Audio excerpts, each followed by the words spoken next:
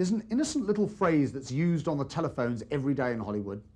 You phone up your friend to see how he's doing, and he says those dreaded words, "What's happening?" or "What's going on?" Sounds innocuous, right? Not at all. What they're actually saying is, are you doing anything important? And if not, get off the line. Well, what do you say? Supposing you've been going through a quiet patch. You can't say, oh, I just finished doing this, or I completed that the other day. They know you finished those things a year ago. Well, the only thing you can do is prepare yourself with little lines of dialogue. I mean, I say things like, well, I've got a lunch in development at Fox, or I've got a breakfast in turnaround at Warner's, or even, I've been green-lighted.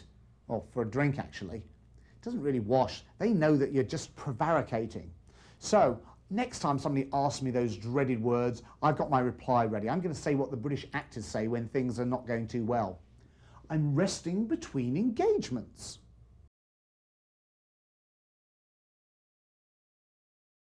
I'll tell you something that really gets my goat. It's these magazines that come with perfume samples.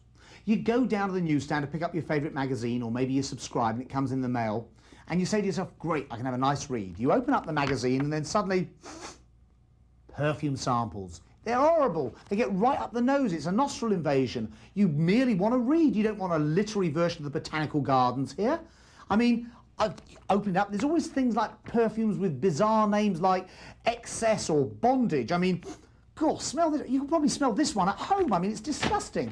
I've reached the point where I realise that if we don't put our foot down now, it's going to go further. We'll end up with food samples. There you'll be on a diet, trying to keep to it. You'll open up a magazine and out will come the smell of pastrami sandwich or a juicy cheeseburger. I think we get together, gang up on the magazine publishers and say, please, we would like magazines that we can read, not smell.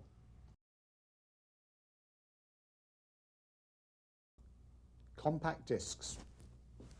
Compact? Look at the size of this thing. I mean, the first thing that's ridiculous about compact discs is you can't get inside the packaging. I mean, I don't know if you've ever tried, but they're literally ludicrous. I mean, you have to have been to university to have mastered how to get all the stuff off.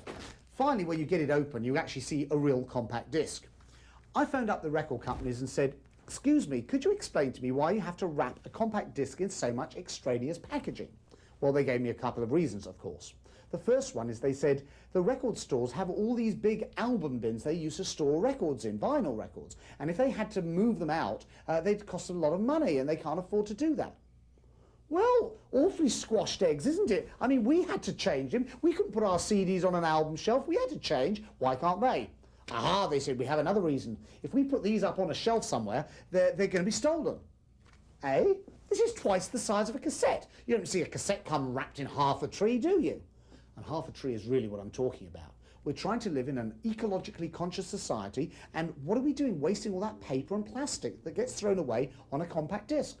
I think we should all gang up on the record companies and say to them, we like our compact discs, but can you please make the packaging compact? I love receiving letters. The other day, got a letter from somebody called Grace Mirabella. I've never heard of her before. Said, Dear Martin Lewis, please allow me to introduce myself. I used to be the editor-in-chief of Vogue magazine for 17 years, and I'm just starting a new magazine. Bully for you. What's it got to do with me? Well, I read on, and it transpires it was an invitation because she said there was a gap for a special kind of woman that wasn't being serviced by a magazine. And she said, and you and I are part of that important segment of the female population. Eh? Does she know something my doctor hasn't told me? What a cheek sending me a letter like this. Well, I went on to read the thing further, and it got even worse. It transpired that though she'd been an editor in one magazine for 17 years, it never occurred to her that before that there was a gap in the female population market for a special kind of magazine. And of course, instantly she gets her own magazine, she suddenly spotted there's a gap, got to do it. This is ludicrous. If you want to write to somebody about this, Grace Mirabella, don't write to me. I mean, write to your bank manager or write to your realtor. I don't care. Don't write to me. If you want to get me to subscribe to some new magazine, here's how you do it. Dear Martin Lewis, I've never heard of you before, but I got your name and address from a credit card company. Number 2, I'm starting a magazine. It's identical to 42 other ones that are out there, but I'm desperate for the subscription. At least that way it would be an honest letter, and I'll put it in the pile with the other begging letters.